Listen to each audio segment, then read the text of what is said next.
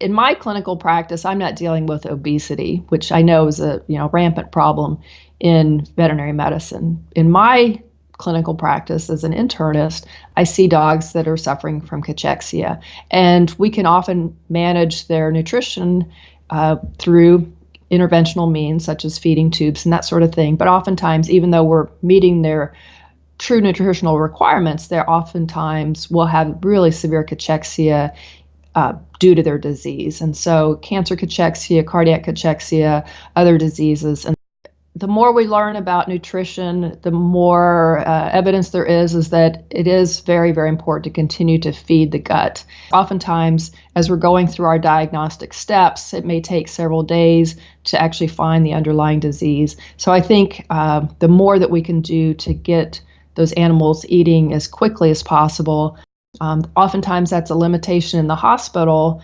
of we don't want to release the patient from the hospital until it's eating well. And so anything that we can do to get those patients eating sooner, faster, is going to lead to a better outcome.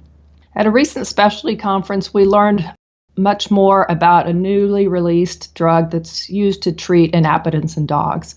Inappetence and anorexia are one of the most common presentations for our veterinary patients. So we know many acute conditions, or any sort of stress, illness, surgery, as well as many chronic conditions, kidney disease, liver disease, pain, stress, all of these can cause a decrease in the appetite. Inappetence or anorexia can also be an indication for an end of life. So a dog that has had a relatively happy life and starts losing activity, doing things that it likes, such as chasing the mailman, those things can be acceptable. But once the appetite drops off, oftentimes this is a cause for euthanasia. We all know that there's many ways to manage inappetence. Obviously, if we can find the underlying cause and treat it, that's the ideal. Oftentimes, though, we're only managing the underlying cause, and we still have to have other ways to manage the inappetence.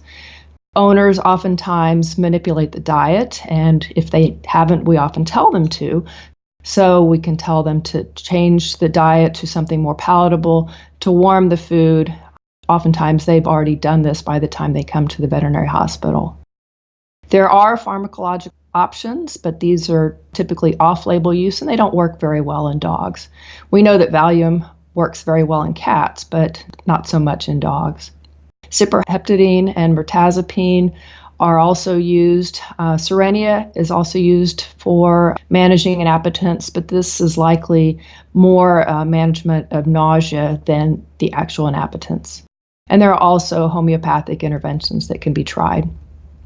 Capromorelin is an oral solution that is a new therapeutic option for treating inappetence. This drug is a ghrelin receptor agonist. In other words, it mimics the activity of ghrelin. It's an FDA-approved drug. It's labeled as an appetite stimulant, and it's labeled under the trade name Entice. To better understand this drug and how it works, let's answer a couple of questions. First of all, what is ghrelin, and how does it affect appetite?